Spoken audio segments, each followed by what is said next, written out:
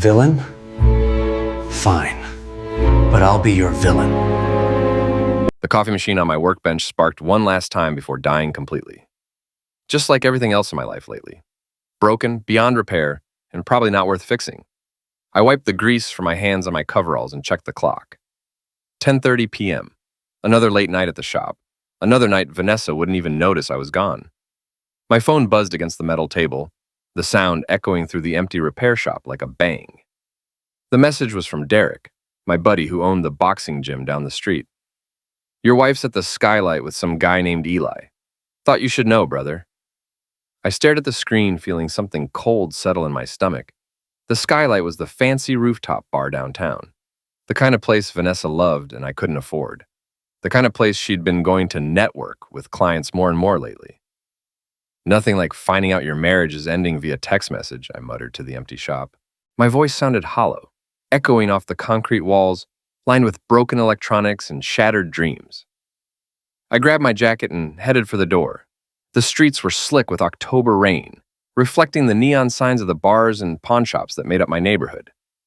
20 minutes later, I was downtown, looking up at the glass tower that housed the skylight.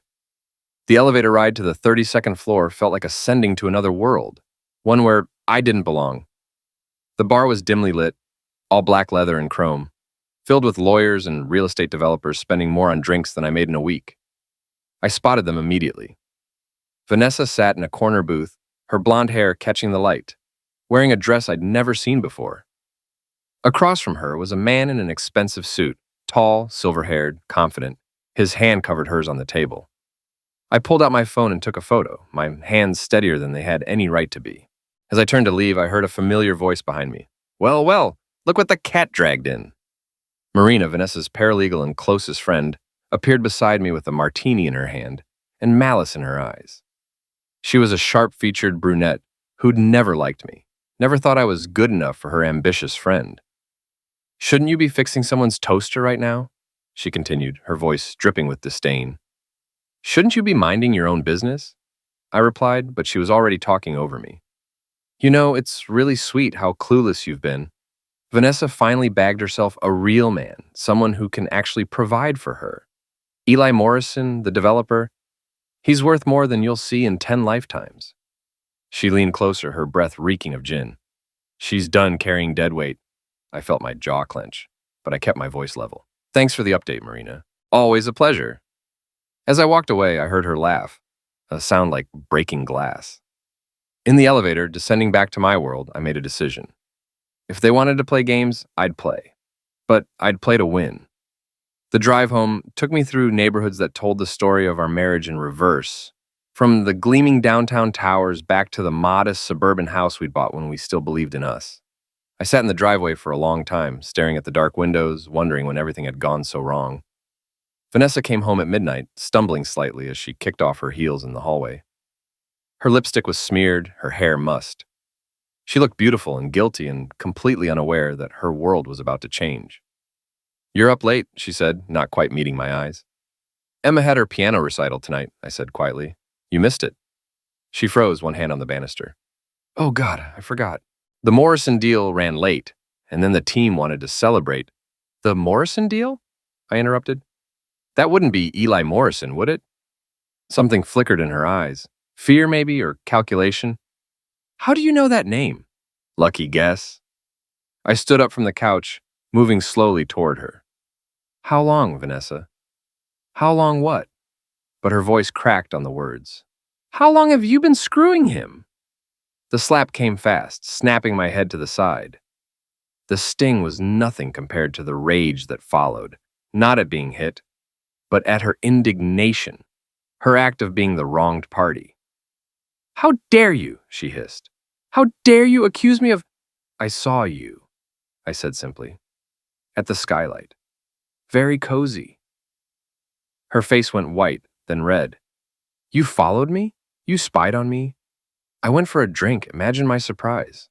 She stared at me for a long moment, and I could see her calculating, deciding how much to admit, how much to deny. Finally, she straightened her shoulders.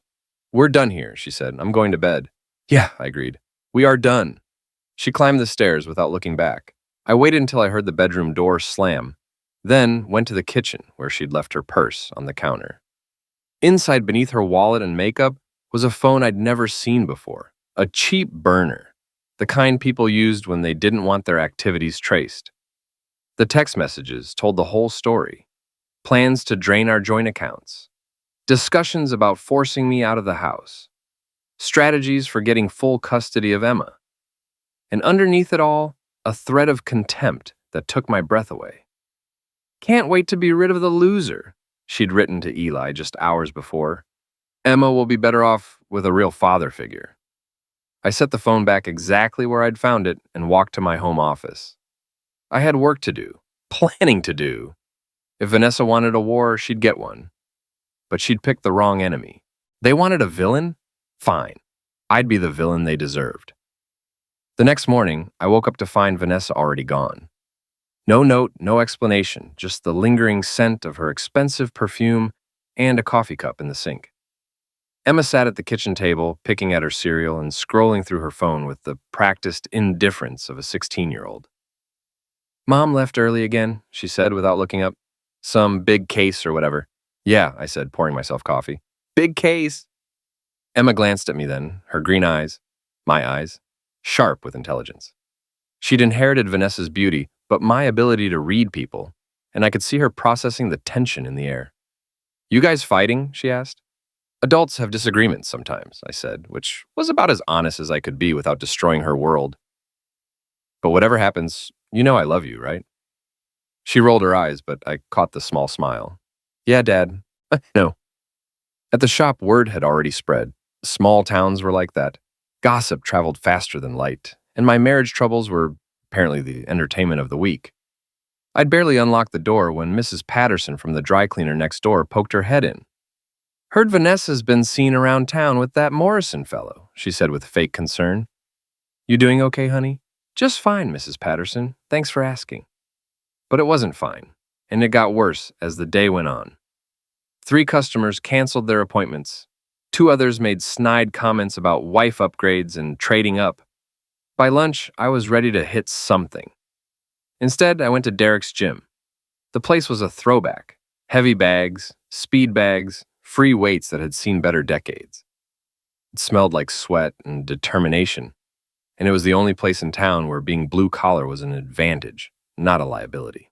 Derek was behind the counter, a mountain of a man with graying temples and the steady eyes of someone who'd seen it all during his 20 years as a cop. Heard you had an interesting evening, he said as I wrapped my hands. Interesting's one word for it.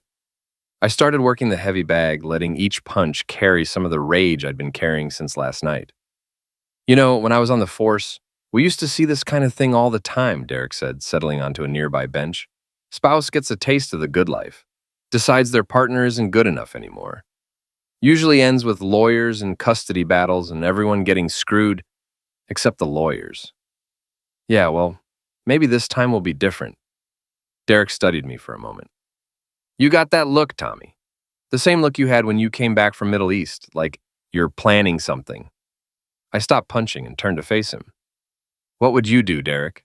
If someone was trying to take everything from you, your kid, your home, your whole life, what would you do? Depends, he said slowly. How far are you willing to go?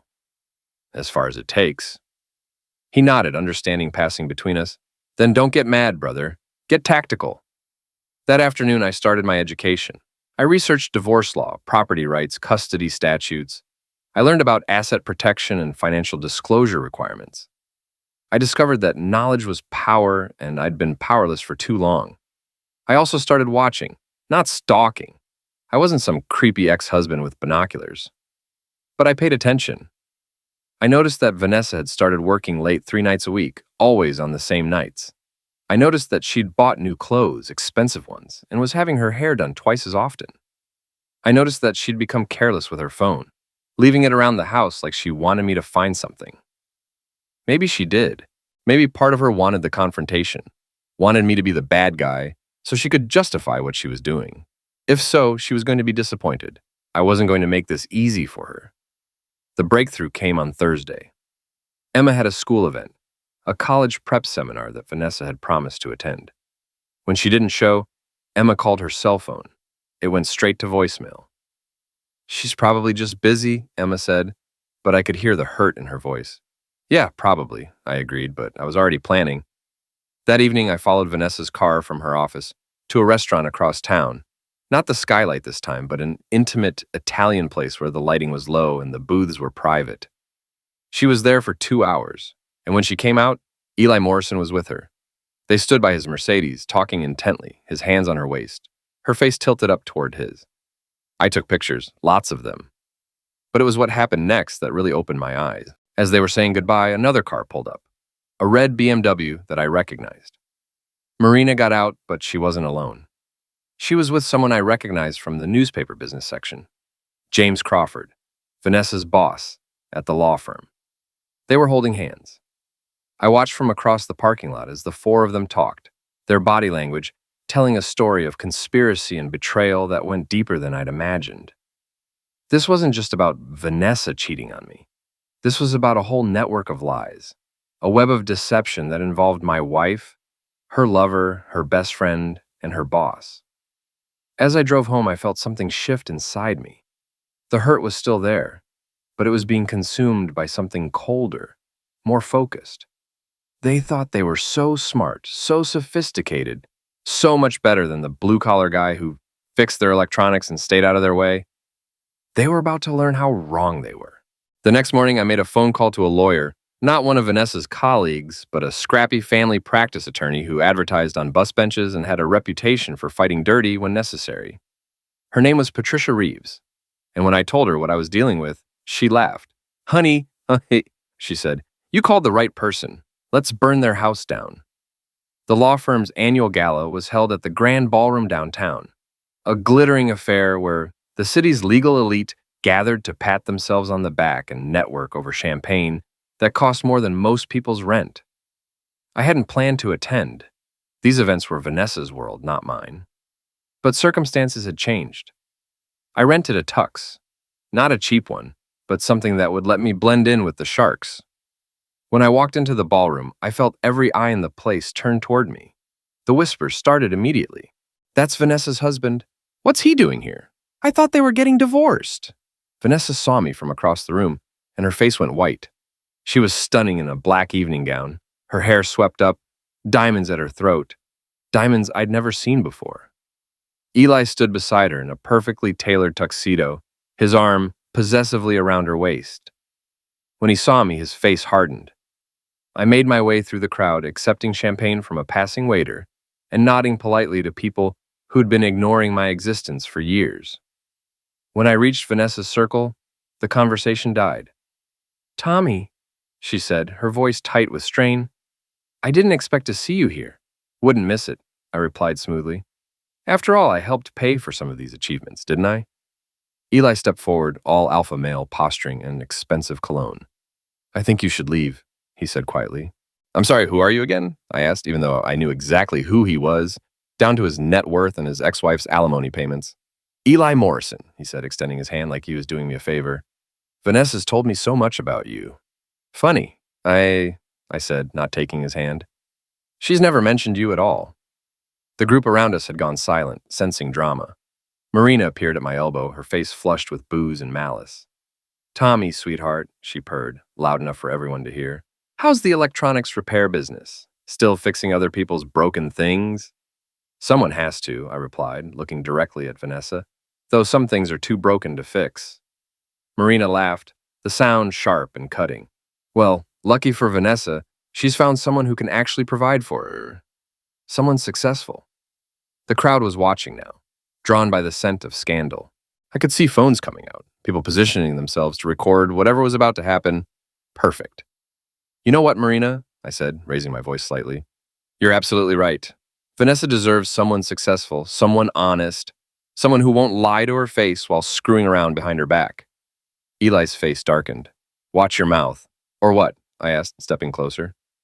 "You'll have me thrown out? Go ahead, but first, maybe we should talk about your other girlfriends. The one in Phoenix, for instance. Or the one right here in town, what's her name, Jennifer? The one you've been texting while you've been romancing my wife?" The silence was deafening. Eli's face went from red to white in the span of a heartbeat.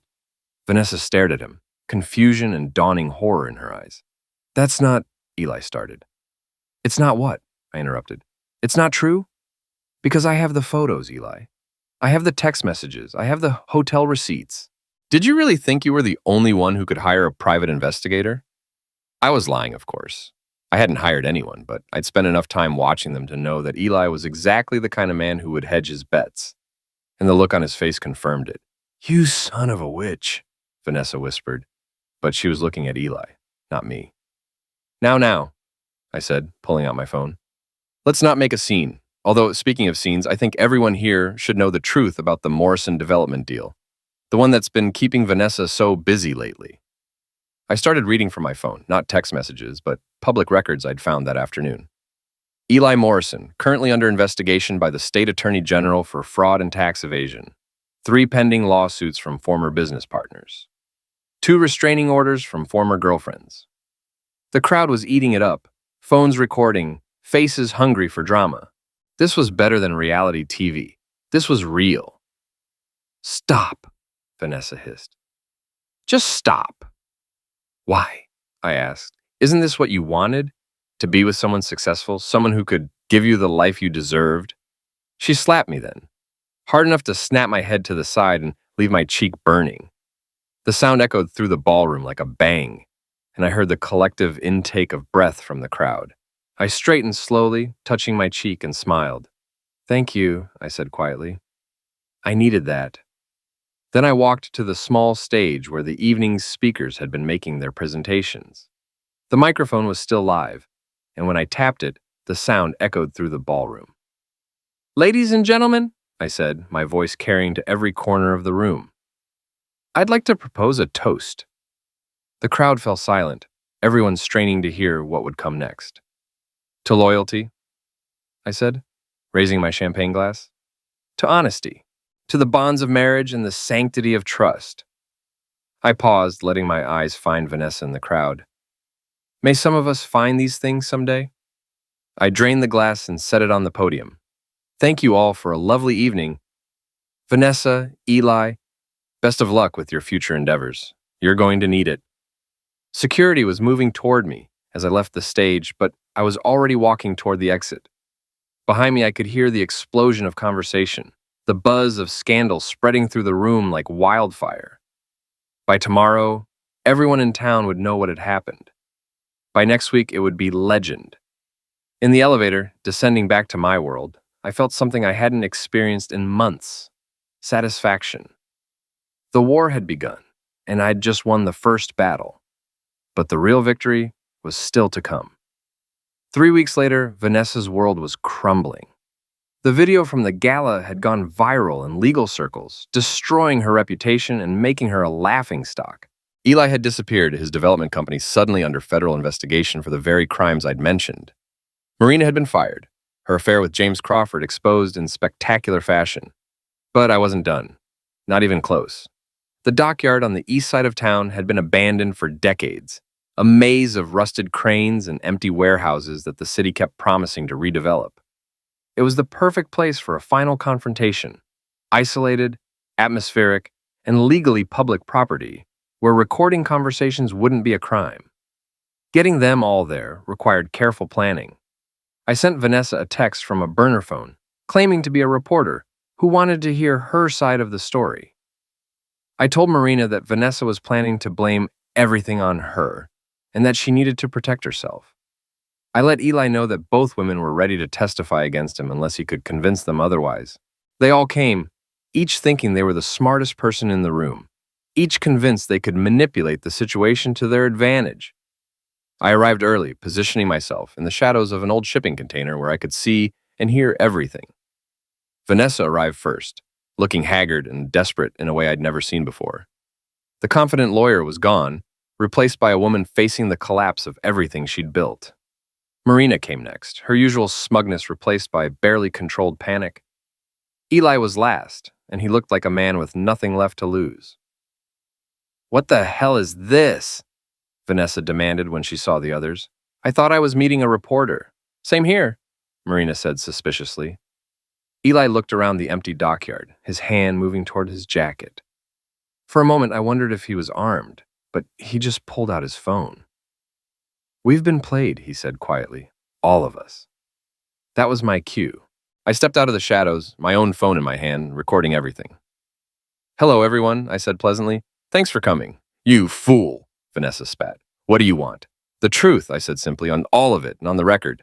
"Go to hell," Eli snarled, starting toward me. "I wouldn't," I said, not moving. "This conversation is being live-streamed to several very interested parties. Your parole officer, for instance, Eli. Did you really think I wouldn't find out about your previous conviction for attack?" He stopped dead, his face going pale. "That was sealed." "Not as well as you thought." I turned to Marina. "And, speaking of interesting legal documents, how's your immigration status these days?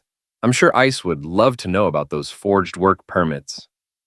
Marina's mouth opened and closed soundlessly. She'd always been so proud of her legal expertise, so condescending about my lack of education. Now she looked like a fish gasping for air. "And Vanessa," I said, finally addressing my wife. "My dear faithless wife, how do you think the state bar is going to react when they find out about the client funds you've been misappropriating? The Morrison account wasn't the only one, was it?" "I don't know what you're talking about," she said, but her voice shook. "Really?" "Because I have the bank records. I have the transfer receipts. I have everything, Vanessa. Your little scheme to embezzle money to fund your new lifestyle with Eli. It's all documented." The silence stretched between us, broken only by the sound of wind through the abandoned structures and the distant hum of traffic. Three people who had thought they were so much smarter than me, so much more sophisticated, now stood trapped by their own greed and arrogance. "What do you want?" Marina finally whispered. "I told you. The truth. Who planned this? Who decided that I was expendable? Who made the choice to destroy my family?" They looked at each other, three conspirators suddenly realizing that their alliance was built on sand. It was Marina who broke first. "It was her idea," she said, pointing at Vanessa. "All of it. She said you were holding her back, that she deserved better. She wanted me to help her find someone with money, someone who could give her the life she wanted." "That's not true," Vanessa protested. "You came to me. You said you knew someone perfect, someone who could solve all my problems." "Because you were complaining constantly," Marina shot back. "Every day it was Tommy this and Tommy that, and how you were wasting your life with a loser." I watched them turn on each other, feeling a cold satisfaction. This was what I'd wanted. Not just revenge, but revelation. I wanted them to see themselves as they really were, petty, greedy, and ultimately pathetic. "And what about you, Eli?" I asked. "What's your excuse?" He straightened his shoulders, trying to reclaim some dignity. "I don't need an excuse. Your wife came to me. She made her choice." "Your wife came to you?" I repeated. "Is that what you call it when you target married women for their money and connections? Because that's what you do, isn't it? That's your business model." His silence was answer enough. In the distance, I could hear sirens approaching. Someone had called the police, probably a concerned citizen who'd heard raised voices in the abandoned area. Perfect timing. "Well," I said, pocketing my phone, "I think we're done here. The police can sort out the rest." "You can't do this," Vanessa said desperately. "I'm your wife, Emma's mother." "You were my wife," I corrected. "Now you're just a criminal who happens to share my last name. And as for Emma, she'll be better off without you." The police cars pulled up as I was walking away, their lights painting the dockyard in red and blue. I didn't look back as they questioned the three conspirators, didn't stay to watch them try to explain what they were doing in an abandoned industrial area at midnight with a man under federal investigation. I had one more stop to make. Emma's school held its annual awards ceremony in the auditorium every May, a celebration of academic achievement and community spirit. As the father of an honor roll student, I had every right to be there. As the soon-to-be ex-husband of a disgraced lawyer facing embezzlement charges, I was guaranteed to be the center of attention. I dressed carefully for the occasion, not the rented tux from the gala, but a simple dark suit that said respectable father rather than vengeful ex-husband. Emma was receiving an award for academic excellence, and I wasn't going to let the drama surrounding her mother overshadow her moment. The auditorium was packed with families, teachers, and community leaders. I found a seat near the back, close to the exit, and settled in to watch my daughter shine. She was beautiful up there on the stage, confident and poised in a way that reminded me of Vanessa before the corruption set in. Halfway through the ceremony, there was a commotion near the entrance. Vanessa had arrived, looking desperate and disheveled, her usually perfect appearance marred by stress and sleepless nights. She was out on bail, awaiting trial on multiple charges, and her presence here was a violation of the restraining order I'd obtained. She spotted me and started pushing through the crowd, ignoring the whispers and stares. Security moved to intercept her, but she was determined, driven by a mother's desperate love or a narcissist's need for attention. I couldn't tell which. "Tommy," she called out, her voice carrying across the auditorium. "We need to talk." Every head in the place turned toward us. On stage, Emma froze, her face flushing with embarrassment. This was exactly what I'd hoped to avoid, our personal drama spilling over into our daughter's moment. But then I realized this was actually perfect.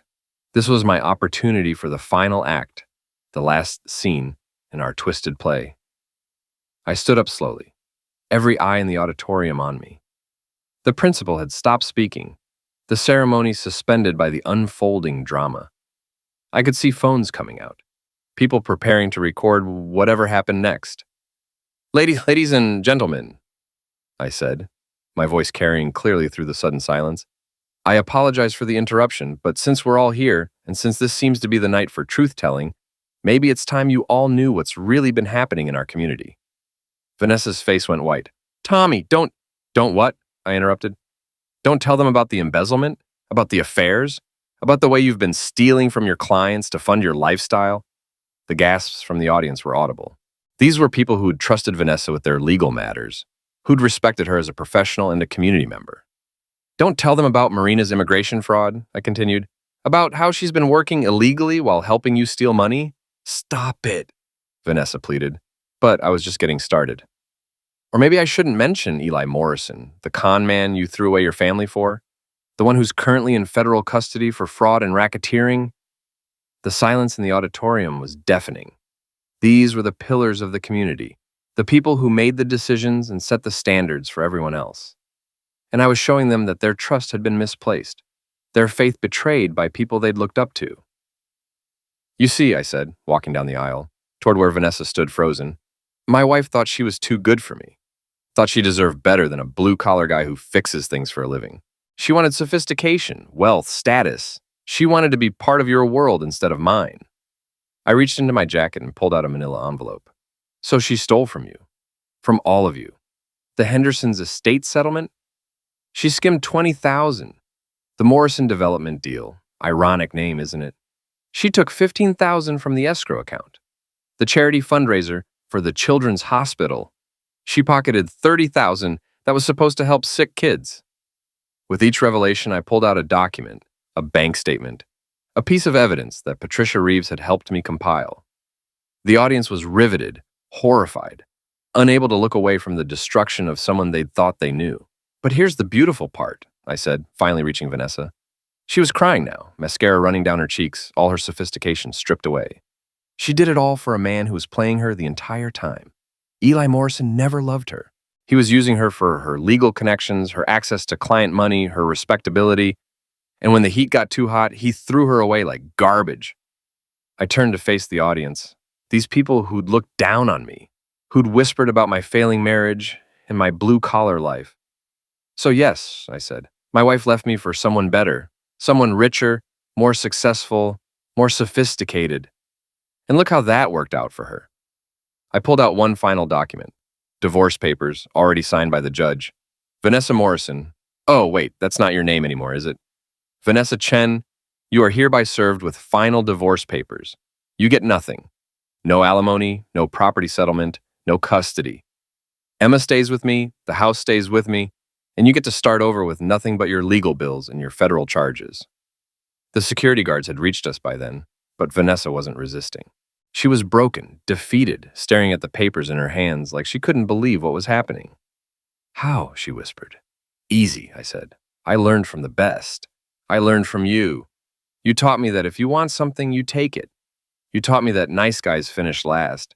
You taught me that sometimes, to get justice, you have to become the villain." I walked back toward my seat, leaving her standing there in the ruins of her reputation. The principal, clearly shaken, tried to resume the ceremony, but the damage was done. This would be the story everyone remembered, the night the community's golden girl fell from grace.